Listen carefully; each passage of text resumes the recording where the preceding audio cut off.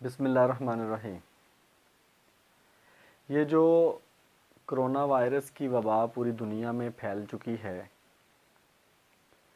और बहुत बड़ी तादाद में इसने इंसानियत को अपनी लपेट में ले रखा है और एक बहुत बड़ी फ़िज़ा बनती जा रही है खौफ की। हकीकत भी है, इंसान जितना मर्ज़ी बहादुर बने, जितना मर्ज़ी वो दलेर हो, जितना मर्ज़ी वो अपने आप को बहुत बड़ा तुरम खान भी समझे, बहुत जल्दी वो इन चीज़ों का शिकार जब होता है तो परेशानी तो उसके लिए होती है। अभी देखिए कि अल्लाह ताला की तरफ से एक इम्तहान है, आज़माइश है। इससे निकलने के लिए बहुत ही आसान तरीका है और वो एक तो अपने आप को आप मज़बूत रखिए। मज़बूत रखने से मुराद ये है कि हौसला मत हारिएगा किसी भी लेवल पर जाकर। आप अगर पहले से किसी बीमारी का शिकार हैं तो आप और मज़ीद टेंशन में, स्ट्रेस में जाने की बजाय अपने आप को कायम व दायम रखें। और अगर आप तंदुरुस्त हैं और फिर आप दूसरे जो मामलात थे आपकी ज़िंदगी के वो ठप हो गए हैं, कारोबार बंद हो गया है, दूसरी चीज़ें जो रूटीन में आप करते थे वो रुक गई हैं, आप एक घर में कैद होकर रह गए हैं, तो इन चीज़ों से घबराने की बजाय इसको अल्लाह ताला की एक बहुत बड़ी नेमत समझते हुए, एक वक़्त जो ज़्यादा मिल रहा है आपको, वो एक नेमत समझते हुए उसको इस्तेमाल कीजिए। पहले भी कई बार बात कर चुका हूँ कि आप लोग अपने आप को वक्त दिया करें। अभी अल्लाह ताला की तरफ से एक ये आपको मौका मिल गया अपने आप को टाइम देने का। और दूसरी बात ये कि बहुत सारे वालिदैन, अभी लास्ट टाइम मुझे याद है इस्लामाबाद में जब पेरेंट्स के साथ हमारा एक सेशन हुआ था, तो उसमें बहुत बड़ी तादाद में ये सवाल पूछा गया था कि सर हमें बताइए कि हम बहैसियत पेरेंट्स अपने बच्चों को बेहतरीन टाइम, क्वालिटी टाइम कैसे दे सकते हैं। क्योंकि जो वर्किंग लेडीज़ हैं या जो वालिदैन में से वालिद साहब होते हैं, वो अक्सर औक़ात उनका टाइम बाहर ज़्यादातर गुज़रता है। वो किसी काम काज में, डबल शिफ्ट में या इस तरह ज़्यादा ऑफ़िस में उनका टाइम गुज़रता है। घर आते हैं तो टाइम कम होता है। तो वो जो थोड़ा टाइम होता है उसको हम किस तरह से गुज़ारें कि वो थोड़े टाइम में ज़्यादा टाइम की कमी को हम पूरा कर सकें और बच्चों की तरबियत में जो एक रंग हम देखना चाहते हैं वो हमें मिल जाए। तो वहाँ पर ये बहुत बड़ी तादाद में ये हमसे सवाल पूछा गया। तो उस सवाल का जवाब देने से पहले हमने जब उनको स्टेज पे बुलाया तो उनसे पूछा कि आप बताइए कि अगर ये सूरत हाल जो अभी आप बयान कर रहे हैं ये सूरत हाल ना हो, सूरत हाल ये हो कि आपके पास वाफर टाइम हो, आपको रोज़ाना जो है 10 से 12 घंटे अपने बच्चों के साथ गुजारने के लिए दे दिए जाएं, तो फिर आप किस तरह से गुजारेंगे। तो उसमें बड़ी दिलचस्प किस्म की बातें हमारे सामने आई थीं, बड़ी ज़बरदस्त किस्म की बातें और जवाब बड़े ज़बरदस्त और खुशाइन चीज़ें भी थीं उसमें बहुत सारी। वो ये कि बड़ी तादाद में पेरेंट्स ने हमारे साथ ये शेयरिंग की कि हम बच्चों के साथ गेम्स खेलेंगे, हम बच्चों के साथ जो हैं ज़्यादा से ज़्यादा बातें करेंगे, उनको कहानियाँ सुनाएंगे। तो हम उनसे काउंटर करते थे कि आप कितनी कहानियाँ सुना लेंगे, आपको कितनी कहानियाँ आती हैं, वो जब ख़त्म हो जाएंगी फिर क्या करेंगे। तो वो आगे से जवाब देते थे कि हम मज़ीद सर्च करेंगे, मज़ीद तख्लीक करेंगे, कहानियाँ मज़ीद काम करेंगे, नई नई गेम्स हम बनाएंगे। तो बड़ी दिलचस्प सूरत हाल बन गई थी। तो मुझे वो सारा सिनेरियो नज़र आ रहा है और वो वालिदैन जो वहाँ पर उस वक्त हमारे साथ मौजूद थे उन तक भी ये बात इंशाल्लाह पहुँचेगी और भी जो दूसरे वालिदैन हैं। तो ये वो वक्त अल्लाह ने आपको एक दे दिया। आप बड़े अच्छे अंदाज में नई नई गेम्स, आप इंडोर गेम्स ईजाद करें, नई नई बातें आप करें, नए नए एंगल से बच्चों के साथ शरारतें करने की कोशिश करें, वक्त गुजारें। अभी अल्लाह ताला ने अगर आपको खुला टाइम दिया है तो वो जो आपने वहाँ पे हमारे सामने चीज़ें रखी थी उस वक्त तो मुझे भी याद आया, मैंने बड़ा वो मज़ाह के अंदाज़ में कहा भी था कुछ वालिदैन से कि शायद आप अभी बहुत ज़्यादा बोल रहे हैं इस वजह से कि आप के जहन में ये चीज़ भी है कहीं ना कहीं कि ऐसा कभी हमें इतना टाइम तो मिलना नहीं है, हमने तो हमेशा नौकरी पर ही होना है, जब छुट्टियां मिलनी है तो वैसे ही हमारी आउटिंग प्लान होती है या कहीं ना कहीं हमने बाहर पिकनिक पे जाना होता है। तो अब आज अल्लाह ताला ने इस कोरोना वबा के बाद हुकूमती जो इक़दामात हैं कि घरों तक महदूद हो जाएं और उसमें अपनी सेफ़्टी और दूसरों की सेफ़्टी को मद्देनज़र रखने के लिए रखते हुए हमें करना भी चाहिए। तो अभी वो आपका इम्तहान आ गया है कि अभी आप अपने बच्चों के साथ जब टाइम गुजारेंगे और जब आप उनको एक चीज़ बताएंगे वो आपको दो दो नई चीज़ें बताएंगे। जब दो दो चीज़ें नहीं बताएंगे तो उनकी जो तख्लीकी सलाहियतें हैं वो मज़ीद उभर कर आएंगी।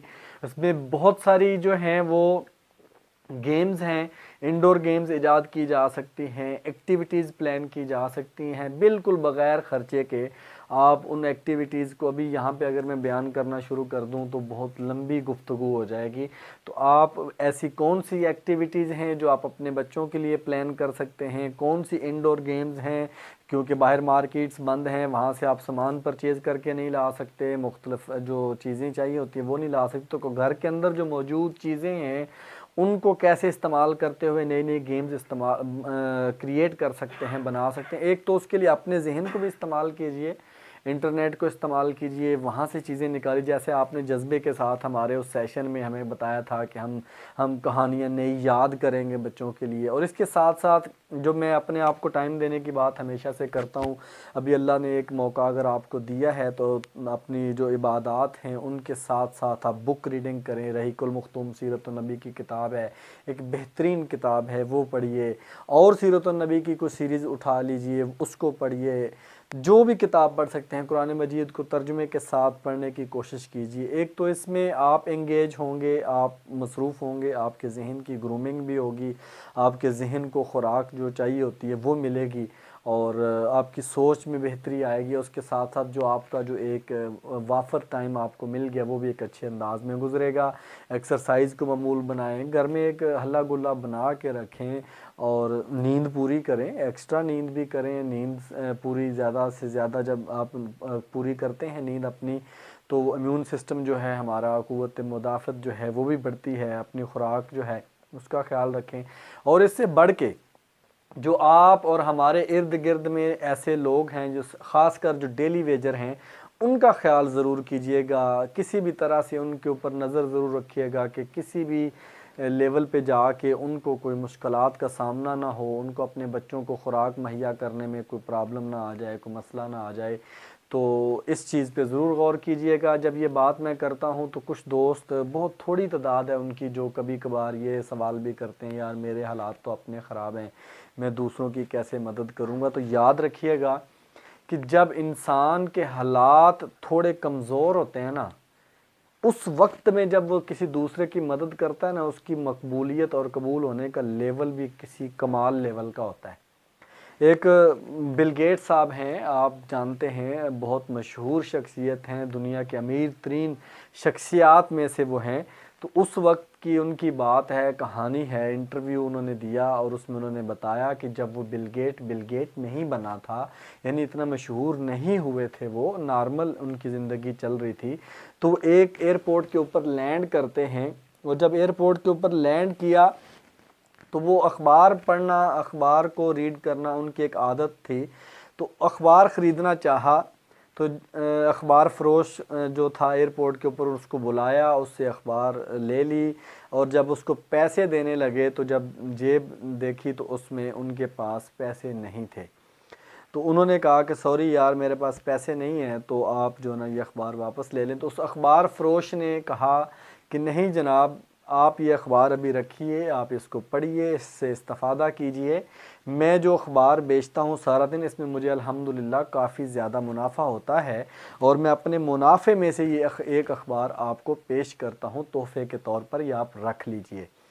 बिल गेट्स साहब ने वो अखबार रख लिया, वहाँ से चले गए। कुछ माह के बाद फिर दोबारा उसी एयरपोर्ट पर उनकी लैंडिंग होती है और वही सूरत हाल बनती है। अखबार ख़रीदते हैं और अल्लाह की करनी ऐसी, उसी तरह वही सेम सूरत हाल, सेम सिचुएशन कि फिर दोबारा उनके पास पैसे नहीं होते और वो वही अखबार फ़रोश होता है और वो फिर वही उन्हीं अल्फाज और उसी वो तरीके और रवैये के अखलाक के साथ वो बिल गेट्स साहब को अखबार दे देता है। ये 2 दफ़ा उनके साथ ये सान्या हुआ। उसके बाद वो अपने जो काम कर रहे थे, वो जो एक विंडोज़ पे, माइक्रोसॉफ्ट पे काम कर रहे थे, चीज़ें की, वो अल्लाह की उनके ऊपर करम नवाजी हुई, वो वायरल हुई चीज़ें और वो मशहूर होते होते होते पूरी दुनिया में जाने लगे बिल गेट्स के नाम से, अपने काम की वजह से, और एक नाम बन गया। तो जब समझें कि कुछ अरसे के बाद जब एक वो ब्रांड बन चुके थे, दोबारा उन्होंने सोचा कि मैं उस एयरपोर्ट पर जाऊंगा और उस अखबार फरोश को ढूंढूंगा, ढूंढ के उसने मेरे साथ जो नेकी की थी, मेरी उस वक्त मदद की थी, मैं उसका बदला उसको दूंगा और उसका नेमुल बदल उसको देने की कोशिश करूंगा। वो आते हैं और उस एयरपोर्ट पर लैंड करने के बाद वो 2 3 4 5 बार इसी तरह कोशिश करते हैं, तो उनको 2 3 महीने के बाद आखिरकार उन्होंने उस अखबार फरोश को ढूंढ लिया। और जब ढूंढ लिया तो जब उसके पास जाते हैं और उसको कहते हैं कि क्या तुम मुझे जानते हो, तो उस अखबार फरोश ने कहा, जी बिल्कुल जानता हूँ, आप बिल गेट्स हैं। मैं आपके लिखे हुए आर्टिकल और आपकी चीज़ें अपने अखबार में जो मैं बेचता हूँ उसमें मैंने पढ़ी हैं, देखी हैं, उसमें मुझे अच्छा आप मुझे जानते हैं कि मैं बिल गेट्स हूँ। और क्या आप जानते हैं कि आपने मुझे एक दफ़ा एयरपोर्ट के ऊपर अखबार दी थी और मेरे पास पैसे नहीं थे और आपने बग़ैर पैसों के मुझे अखबार दे दी थी। तो उस अखबार फरोश ने कहा कि जी मुझे बहुत अच्छी तरह से याद है, एक दफ़ा नहीं मैंने 2 दफ़ा आपको अखबार दिया था, तो मुझे याद है। तो उन्होंने कहा क्या आपको उस वक्त मेरा नाम पता था? तो उस अखबार फरोश ने कहा जी नहीं, उस वक्त मुझे बिल्कुल भी आपका नाम पता नहीं था। ये तो अभी जो सूरत हाल बनी है कुछ अरसा पहले से कि आपका काम जो है वो बहुत मशहूर हुआ, आप मशहूर शख्सियत बन गए और अभी आपका नाम भी मुझे आता है। तो बिल गेट्स ने कहा कि आइए मैं आपकी मदद करता हूँ, मुझसे मांगिए कि आपको क्या चाहिए, मैं आपकी मुंह मांगी कीमत दे सकता हूँ जो आपने मेरी मदद की थी, और मैं आपकी इस तरह से मदद कर सकता हूँ और अपनी आपने जो नेकी की थी उसका बदला दे सकता हूँ। तो उस अखबार फरोश ने जो अल्फाज कहे वो बहुत ही कीमती और सुनहरी अल्फाज हैं, जो कि हमें बहुत ही झंझोड़ने वाले अल्फाज हैं। उसने कहा कि जनाब आप इस वक्त जब मेरी मदद करने का कह रहे हैं, आप बिलियनर हैं, आप दुनिया के अमीर तरीन शख्सियात में से एक शख्सियत हैं, और आप इस वक्त मेरी मदद को जो मैंने उस वक्त की थी जब आपकी जेब में भी पैसे नहीं थे, आपकी ज़रूरत तो थी लेकिन मेरे भी हालात कमज़ोर थे, मैंने उस वक्त आपकी मदद की थी, और मेरी उस गरीबी की हालत में आपकी की हुई मदद आपकी अमीरी में की हुई मदद बराबर कैसे हो सकती है? तो मुझे आपसे कोई मदद नहीं चाहिए। मेरी जो मैंने आपकी मदद की थी, जो नेकी की थी, वो नेकी, वो मदद और आप जो अभी मदद करना चाह रहे हैं, ये किसी सूरत भी बराबर नहीं हो सकती। तो ये हकीकत एक बात है कि जब इंसान के पास कुछ नहीं होता ना, और फिर जिस मज़हब से हमारा ताल्लुक़ है, नबी करीम सल्लल्लाहु अलैहि वसल्लम के हम मानने वाले हैं, उन्होंने जो हमें दर्स दिया है, जो उनके आगे रफ़क़ा थे, सहाबा कराम थे, उनके ज़रिए से जो हमारे तक पैगाम पहुँचा है, वो तो ये पैगाम है कि घर में अगर एक रोटी है ना, एक रोटी, और बाहर दरवाज़े पे कोई सदा लगाता है कि मुझे खाना चाहिए, तो वो एक रोटी भी उसको पेश कर दी जाती है। इसी तरह जब देखें सखावत करने की बात आती है, अल्लाह की राह में देने की बात आती है, तो नबी करीम सल्लल्लाहु अलैहि वसल्लम ने कहा कि जब हमें माल बैतुल माल के अंदर माल चाहिए ताकि हम आगे जो स्ट्रेटजी बनाएंगे जंग लड़ने के लिए, आगे बढ़ने के लिए, तो उसके लिए कौन कौन कितना कितना माल पेश करेगा, तो वहाँ पर उठा कर देख लीजिए कि हमारे जो अकाबरीन हैं, जो सहाबा कराम थे, उन्होंने कितने शौक़ से, ज़ौक़ से एक दूसरे से सबकत लेने के लिए, इस काम में, नेकी काम में आगे बढ़ने के जज्बे से उन्होंने जो अपना वहाँ पे काम किया कि हज़रत उस्मान गनी भी अपना माल लेकर आए, उमर फ़ारूक भी माल लेकर आए, सदीक़ अकबर भी माल लेकर आए। तो हज़रत उमर फ़ारूक अपने घर का आधा माल लेकर आए। तो नबी करीम सल्लल्लाहु अलैहि वसल्लम ने पूछा कि उमर आप क्या लाए हैं? तो हज़रत उमर रज़ी अल्लाह तआला अन्हु ने कहा कि या रसूल अल्लाह सल्लल्लाहु अलैहि वसल्लम, मैं आधा माल आपके पास ले आया हूँ और आधा माल अपने घर वालों के लिए छोड़ कर आया हूँ। और इसी तरह जब सदीक़ अकबर रज़ी अल्लाह तआला अन्हु से पूछा कि सदीक़ आप क्या लाए हैं, तो सदीक़ अकबर रज़ी अल्लाह तआला अन्हु ने कहा कि या रसूलुल्लाह सल्लल्लाहु अलैहि वसल्लम, मैं अपना घर का सारा माल यहाँ ले आया हूँ तो पूछा कि घर वालों के लिए क्या छोड़ा, तो उन्होंने कहा मैंने घर वालों के लिए अल्लाह और अल्लाह के रसूल को छोड़ा है। ये जो मैंने कुछ मिसालें, कुछ इस्लाम की हिस्ट्री में से आपके सामने चीज़ें रखी, ये बताने का मकसद, ये जो अभी वक्त है ना, ये बड़ा कठिन वक्त है, ये उम्मत के ऊपर एक वक्त आया हुआ है। तो हो सकता है कि आपके पास भी वाफर मकदार में चीज़ें ना हों, लेकिन इसके बावजूद भी उन लोगों को ज़रूर देखिएगा जो बिल्कुल फाका कशी के आलम में ना जाने वाले हों। क्योंकि अगर आपके और हमारे होते हुए, हमारे कुर्बो जवार में को करीब रहते हुए को फाका कशी के आलम में चला गया और आपके और हमारे पास वो माल, वो चीज़ें, वो राशन पानी मौजूद हुआ, तो इसका भी ज़रूर पूछा जाएगा। हुक्मरानों से तो पूछा जाएगा ही जाएगा, लेकिन हमसे भी पूछा जाएगा। हुक्मरान तक शायद जो अभी माहौल है, जो भी जिस तरह का चीज़ें हैं, उन तक वो खैर ख़बर ना पहुंच सके उस आम आदमी की, लेमैन की, जो गांव देहात में गली मोहल्ले में रहता है। तो जो आस पास के लोग हैं उनकी भी एक ज़िम्मेदारी है कि वो इस ज़िम्मेदारी को समझें और ज़िम्मेदारी को समझते हुए इसमें अपना किरदार अदा करने की कोशिश करें। अल्लाह हम सब को इस वबा से जो है वो जल्द अज जल्द छुटकारा दे दे और अपनी हिफाजत में ले ले, अपनी पनाह में ले ले और हमें महफूज कर दे और इस सारी इंसानियत पे अपनी रहमत कर दे।